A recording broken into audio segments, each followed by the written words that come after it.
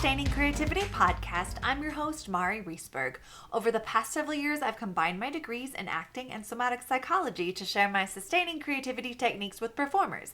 And now I've decided to share it with a bigger audience that includes you. I believe we are all creative, and this podcast is all about that. I'll be interviewing people from all backgrounds, ages, and creativity experiences to share just how creative we all are. Today, I'll be chatting with Maxwell Ivey, Digital Accessibility and Inclusion Advisor. Please enjoy Maxwell Ivey.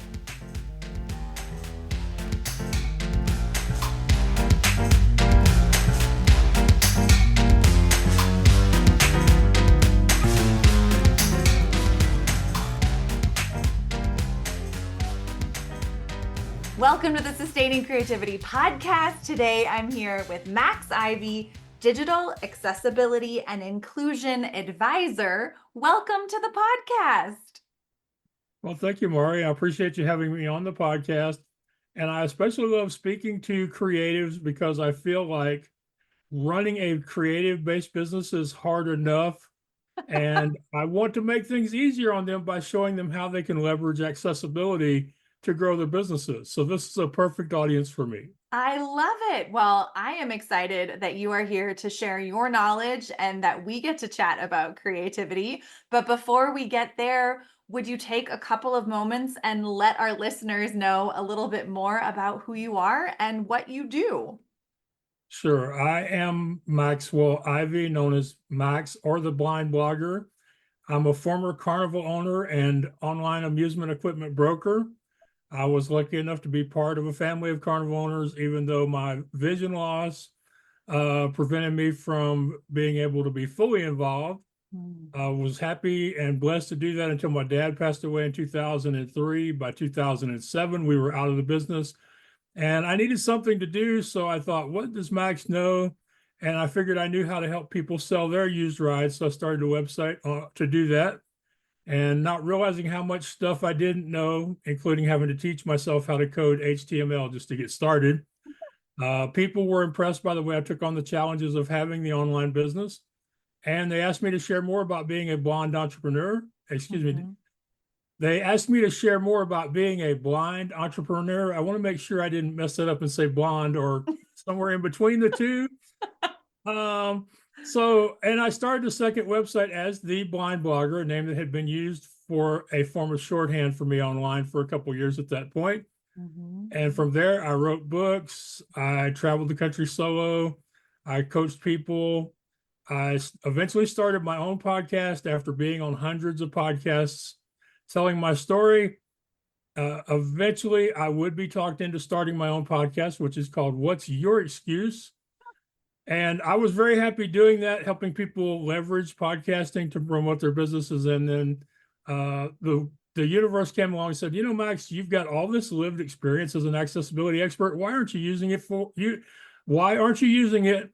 And more importantly, why aren't you getting paid for it? So a company called AudioEye came to me 2 or 3 years ago, and they said, Max, we'd like you to come to work writing content for our blog. And at first I argued with them, and eventually they talked me into it. So from there, I was invited to also write for PHP Architect magazine, which goes out to developers, people that are actually building the internet. Yeah. And most recently, Reviewed magazine has invited me to review products based on accessibility for visually impaired people. And very shortly, I'm going to become the host of Hearsay Shorts for AudioEye, where I will be doing something very few podcasters get to do. I will be being paid to be somebody else's host. I'm looking forward to that one. That is amazing. Oh my goodness. Such a rich and multifaceted life that you have had. And now in the field of accessibility and inclusion advising.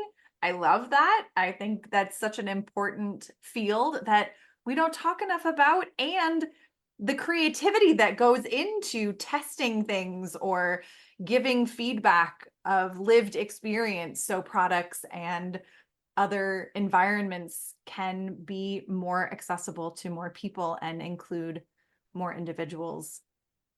Right. That's amazing. Yeah, I'm very happy to be able to help others who don't have the experience or don't have or aren't connected with people who live with disabilities on a daily basis.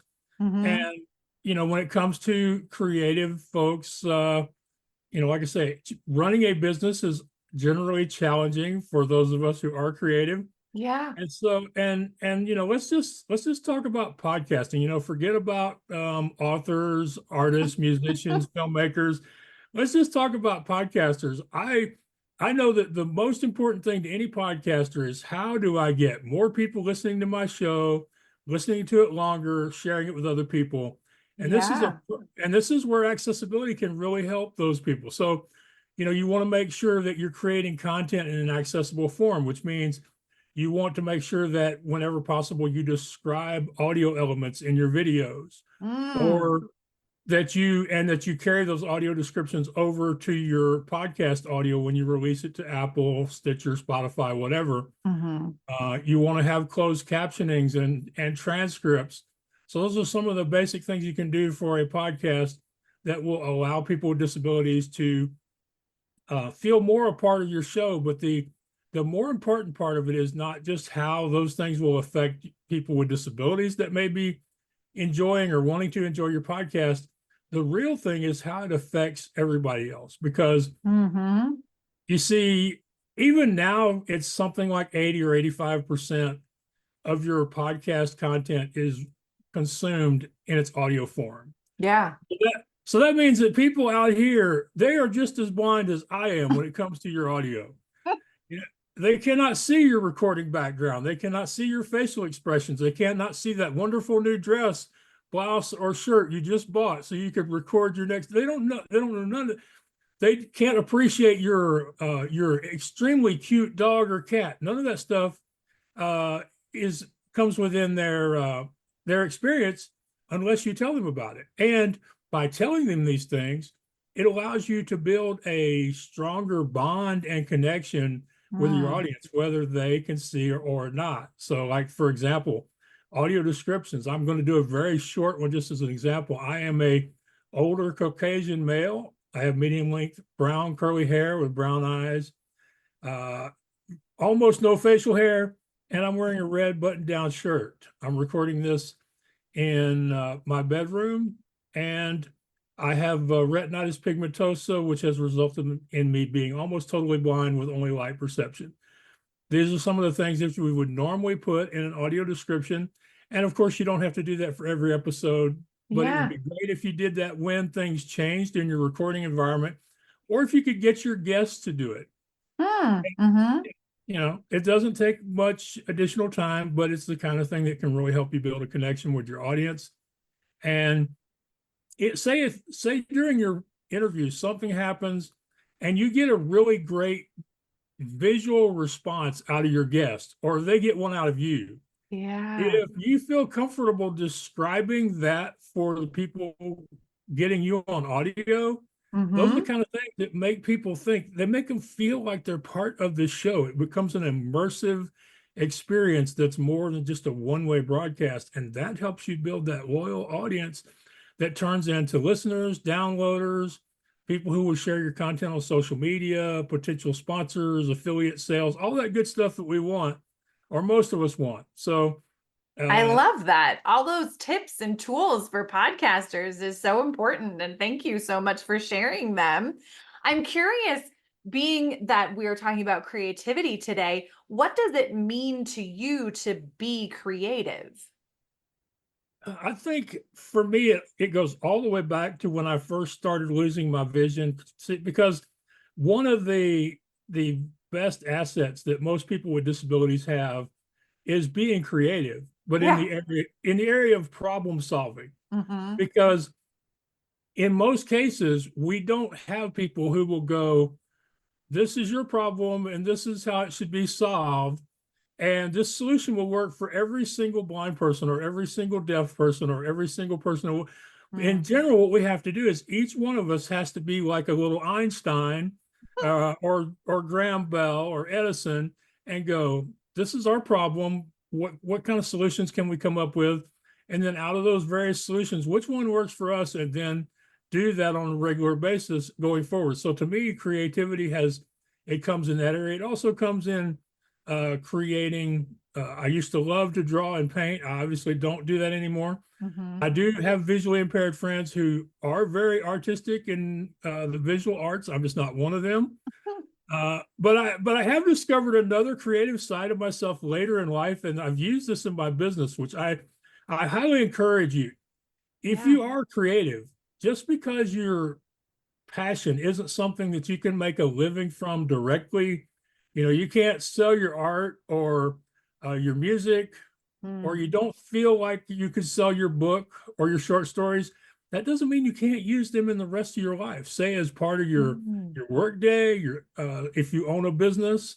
Mm-hmm. And so I used to be afraid to sing in public, and it went back to junior high school when I had a big decrease in vision, but also my voice started changing from alto that could sometimes sing lower soprano to somebody who could just barely sing tenor. And so I stopped singing for a while, but in I think 2007 or 8, I needed to start doing some videos. So I needed an intro, and I didn't have a way to make an intro. So I decided to sing on the intro. People really enjoyed hearing me sing. I did more of it. That's led to the point now where I have written some of my own songs, and I sing on my podcast. I sing when I do public speaking events.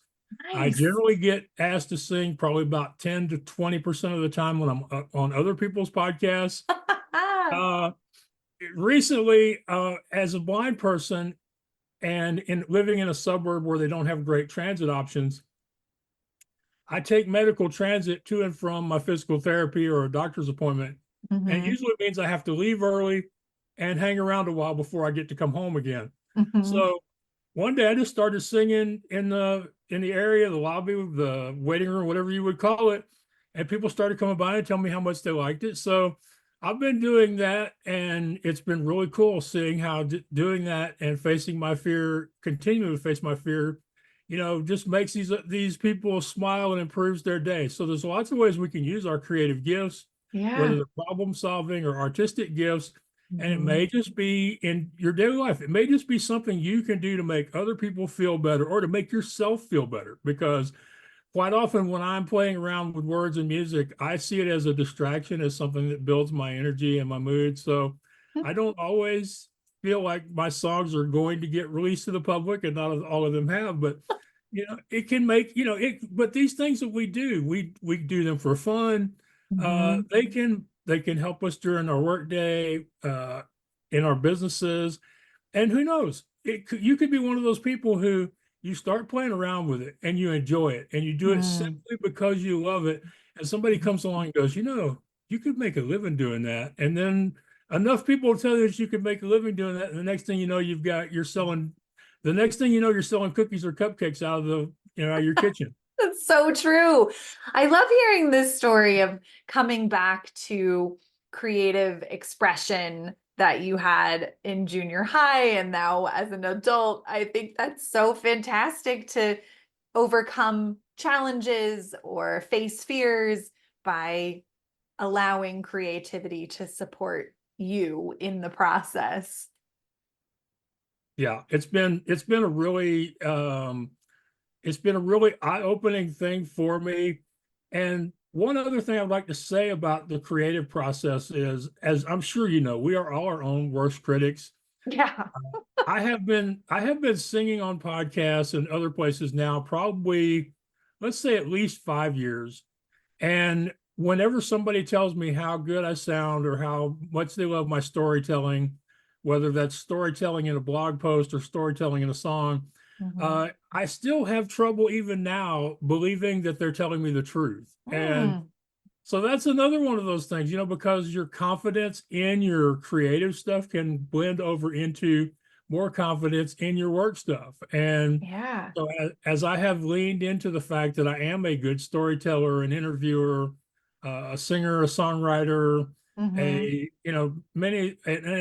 an entrepreneur, even these Mm-hmm. many different things, people have, over time it's built up, and I'm starting to believe that, yeah, I'm really good at a lot of things, and it doesn't hurt anybody but me not to admit it.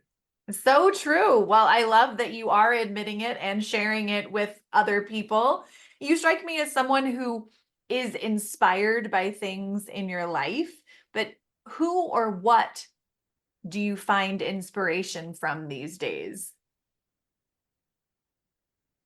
I think I get most of my inspiration from the people I come in contact with, the things I see going on around me, whether that's in person or with people I know online.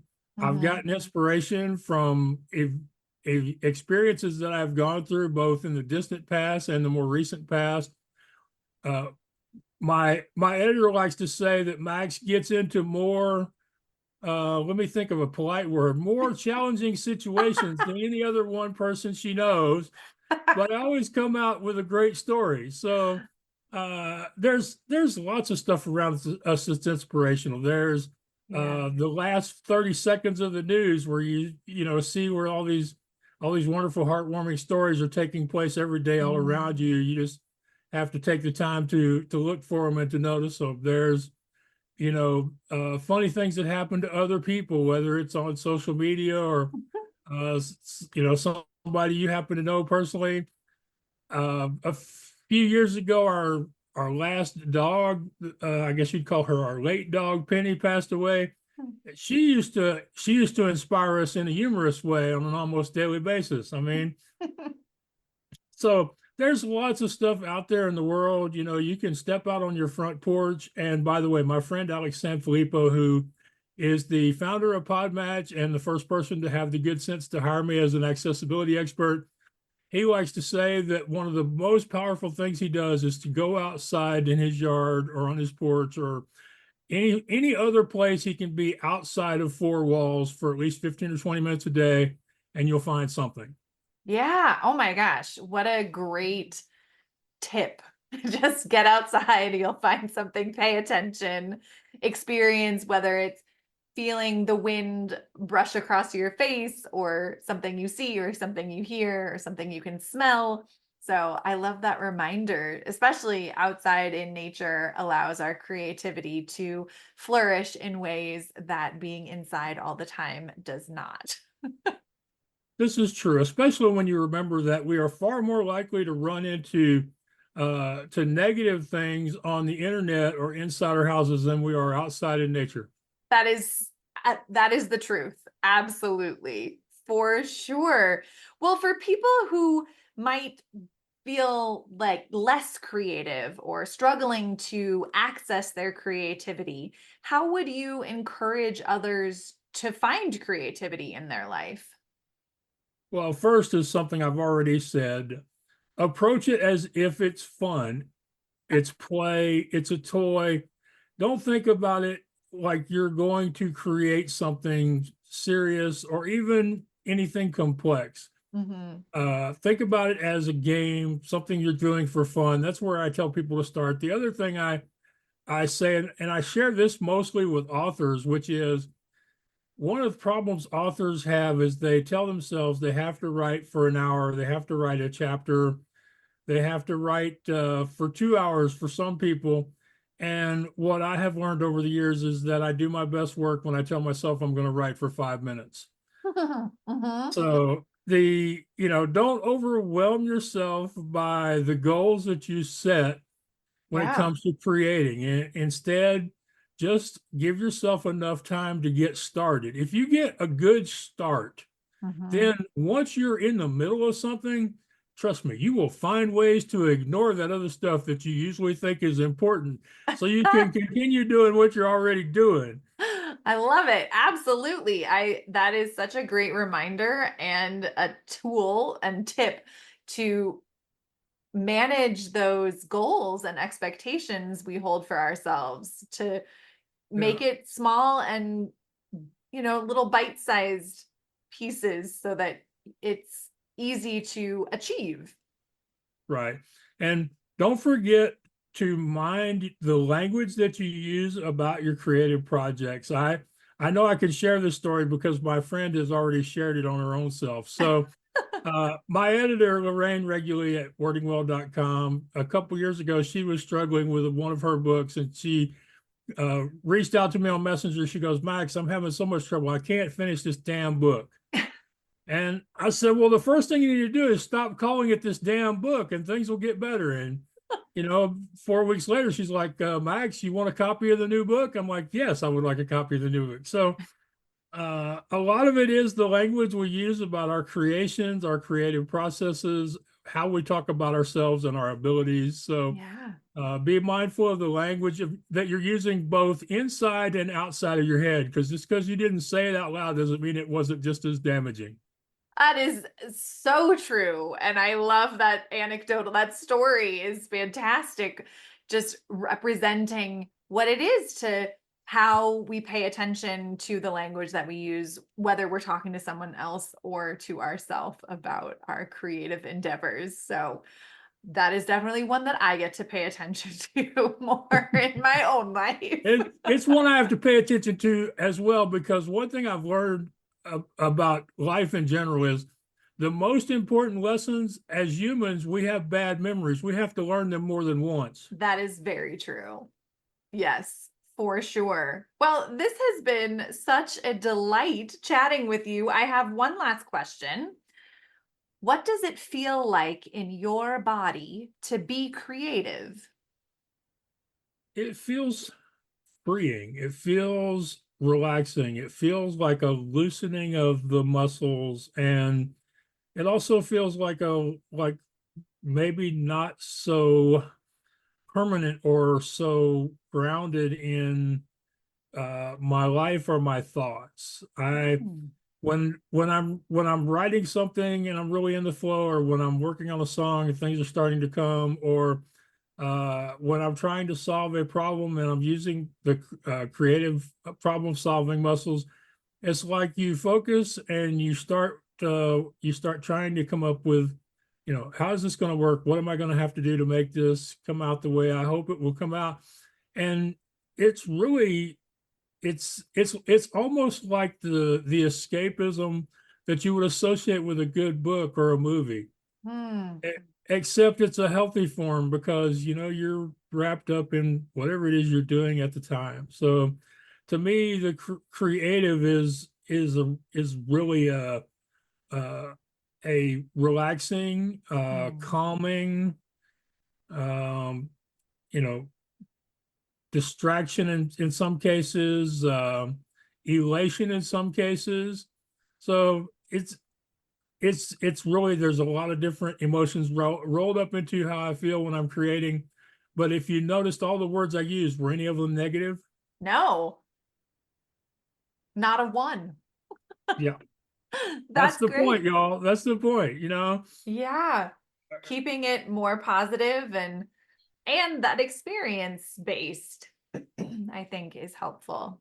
Oh, that's very helpful, because not just when you're not just creating things, but with life in general, the more Hmm. that you can see what you are doing or going through as an experience to be savored, as opposed to an obstacle to be overcome, Hmm. an obstacle to be overcome, the better you are going to handle the situation, the more joy you are going to deal with those challenges. And so I like to say that, it's, if you can, and it's not always possible, but the goal is to approach things with the wonder of a child. Yes. Oh, what a wonderful reminder. Exactly. Yeah. Well, thank you again for taking the time to chat with me. If people want to learn more about the work you do and your blog and your things that you write, how could they go about doing that? Right. So if they want to find out most of my stuff, they can find at theblindblogger.net. Hmm. Theblindblogger.net. I'm in the process of transitioning to a new website at theaccessibilityadvantage.com. That's theaccessibilityadvantage.com. But they can find me on social media on all the platforms under Maxwell Ivey, and it is spelled Ivey. Sorry about that, y'all. That's my dad's doing. And here's the thing. I really would love to hear from y'all as far as, can I help you improve your website, your Mm. blog, your podcast, the content that you're creating to promote the work that you're doing. And that work doesn't have to be creative. It could be your business. It could be a coaching practice. But I want to help you make sure that you're not preventing a huge group of people from potentially doing business with you, and at the same time improving the user experience for everybody else that will visit your website and other platforms. So what I like to do occasionally, I don't do this every time because I'm afraid I'll get overwhelmed at some point. If people are listening to this this podcast and they will mention that they will reach out to me through the contact form on my website, theblindblogger.net, and mention that I said this on your podcast, I'll be more than happy to review the homepage of any of their websites and tell them how I think they're doing already and where I think they might be able to improve things if they would like. I'll do that for free. And, who knows, maybe after they see the results of doing their homepage, maybe they'll want to do some other pages. So, like I say, just reach out through the contact form, or you can send a message to Mari and maybe she'll help us get connected. Yeah. But the most important part is I want to help y'all at least with your homepage, because that's the most important part of your online real estate. And you really want that to be accessible, and you want it to be enjoyable for those who don't have disabilities. I love it. Well, thank you for that offering. I will remind people of it so they can reach out to you and let you know they heard your episode on the Sustaining Creativity podcast, or they can reach out to me on Instagram and I will connect you that way as well. And thank you so much for taking the time to chat with me. I have thoroughly enjoyed our conversation. Well, thank you so much for having me. I really appreciate your energy. I've enjoyed this whole thing. And one thing I like to make sure that I don't forget to do is I've been doing podcast interviews since 2013. I started doing them because I didn't have an easy way to go meet people face to face. Yeah. And this has worked really great for that. So the one thing I want you to know is, without you and many other amazing people like you, there wouldn't be The Blind Blogger or the Accessibility Advantage. And I want you to know just how important you are to my continuing story and my continuing journey. I couldn't keep doing this without you and the many people that are part of your community. Oh, thank you so much. And thank you for sharing all of this with us and our listeners today.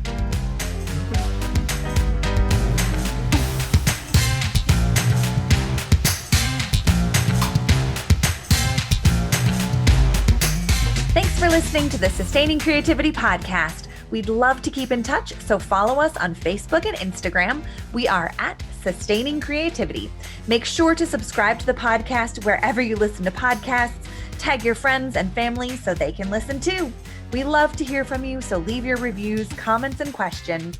Check out our website, sustainingcreativity.com, for upcoming offerings and creativity coaching. Tune in Tuesdays for our next episode. And remember, with creativity, anything's possible.